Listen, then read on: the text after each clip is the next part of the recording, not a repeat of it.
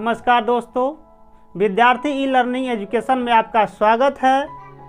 और सबसे पहले मैं आपको ये बताना चाहूँगा कि आप इस चैनल को सब्सक्राइब करें, लाइक करें, शेयर करें और बेल आइकन को दबाना ना भूलें, क्योंकि मेरे पल पल का अपडेट आपको मिलती रहे। और आइए हम लोग कक्षा 10 पाठ 1 सूरदास के पद नंबर 9 की हम संदर्भ व्याख्या करेंगे हम लोग। तो आइए शुरू करते हैं हम लोग। उधो जाहु तुम्हें हम जाने, उधो जाहु तुम्हें हम जाने, श्याम तुम्हें हाँ को नहीं पठेयो, तुम हो बीचे भुलाने, उधो जाहु तुम्हें हम जाने। ब्रज नारिनी सो जोगे कहते हो, ब्रज नारिनी सो जोगे कहते हो, बात कहत न ल जाने, उधो जाहु तुम्हें हम जाने। बड़े लोग न विवेक तुम्हारे, बड़े लोग न विवेक तुम्हारे, ऐसे भय अयाने, उधो जाहु तुम्हें हम जाने।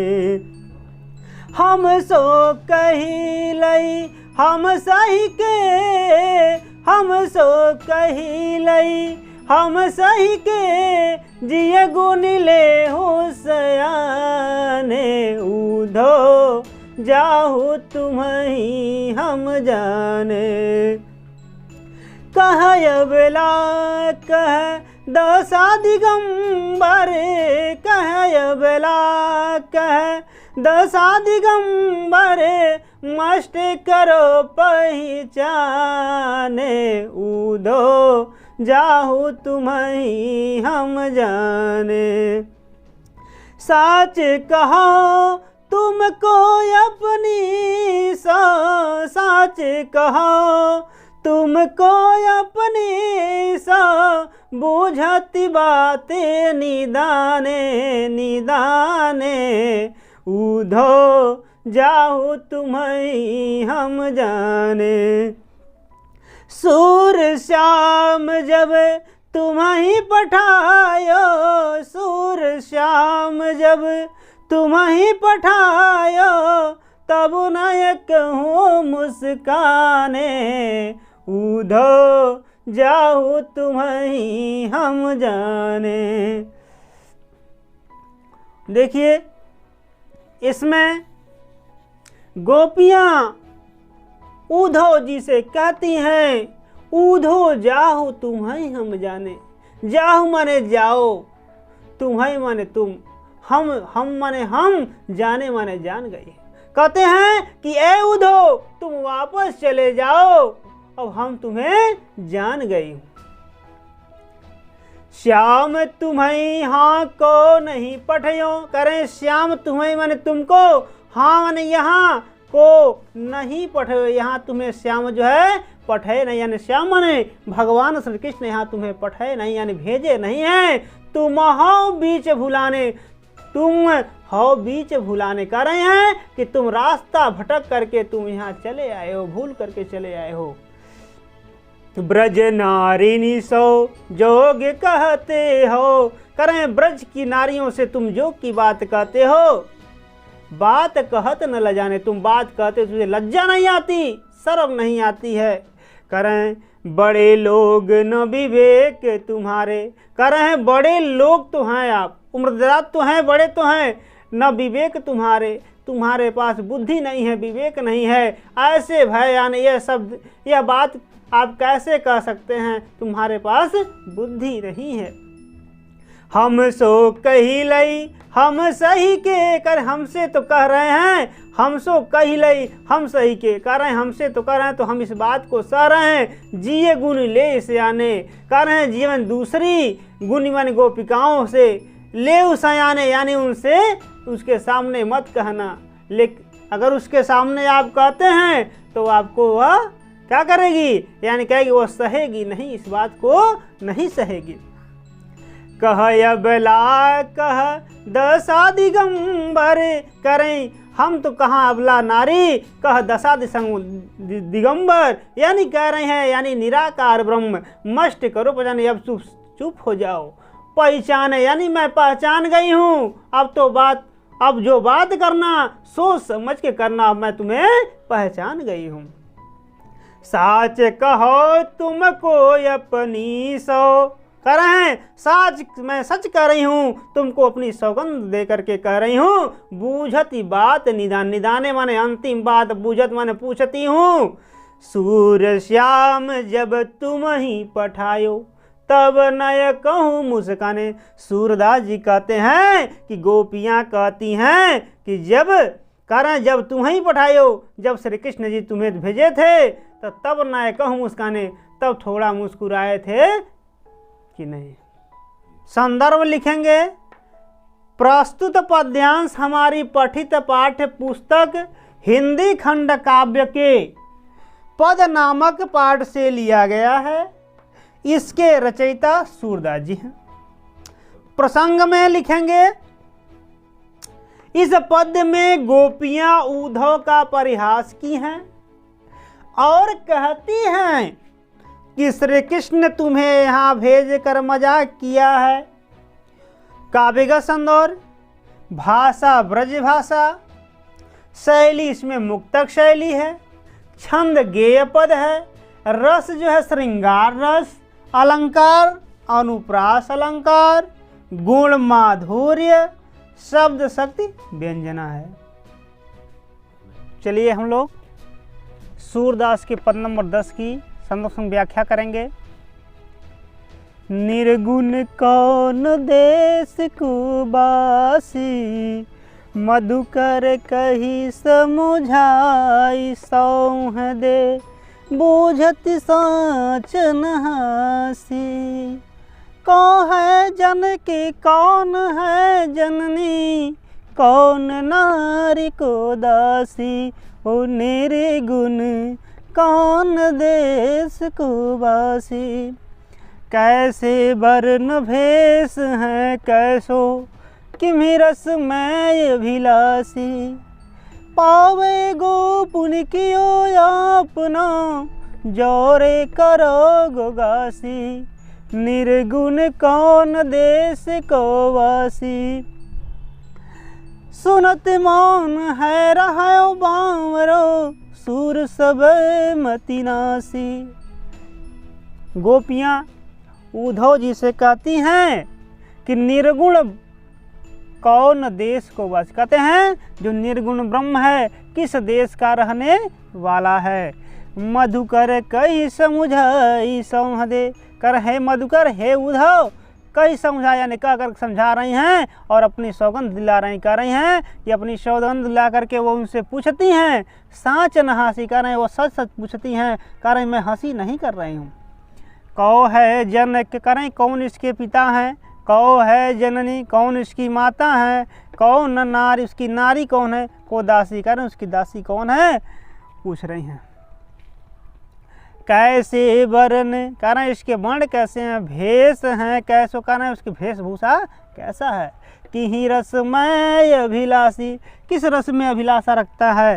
पाओगे पुण्य कियो आपने, कह रहे हैं अपने पाए हुए को फल पाओगे। जौरे करो गासी, यदि मुझसे, गासी माने छल कपट, यानी मुझसे छल कपट करोगे तो अपने किए हुए का फल पाओगे। सुनत मौन है रहे ओ बावरो, यह बात सुनते हुए बावरा उद्धव जो है मौन हो गया। और सुहुर सब मतिनासी, सूरदास जी कहते हैं उन गोपियों अज्ञान गोपियों का आगे जो है वह क्या हो गया, मतिनासी, यानी वह उसकी बुद्धि जो है नष्ट हो गई। प्रसंग में लिखेंगे, इस पद में सूरदास ने गोपियों के माध्यम से निर्गुण ब्रह्म की उपासना का खंडन तथा सगुण कृष्ण के भक्ति का मंडन किया है। काव्यगत सौंदर्य में लिखेंगे, भाषा ब्रज भाषा, शैली मुक्तक शैली, रस वियोग श्रृंगार एवं हास्य। छंद में लिखेंगे गेय पद, गुण में लिखेंगे माधुर्य, अलंकार में अनुप्रास, मानवीकरण, अनुयोक्ति। चलिए शुरू करते हैं। सूरदास के पद नंबर 11 की हम व्याख्या करेंगे। संदेश देवकी सो कहियो, संदेश देवकी सो कहियो, हो तो धाई तिहारे सुत की, माया करत ही रहियो, संदेश देवकी सो कहियो।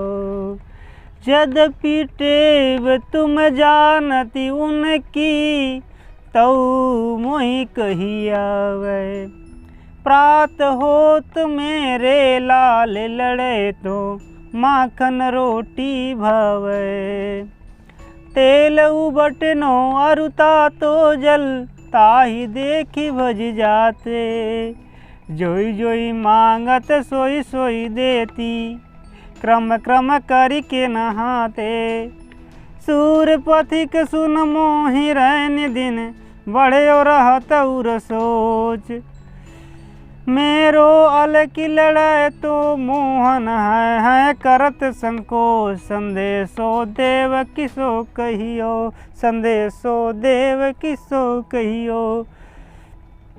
कह रहे हैं कि संदेशो देव की सो कहियो, यानी माता यशोदा किसी पथिक किसी पथिक के द्वारा वह संदेश भेज रही हैं। कहाँ?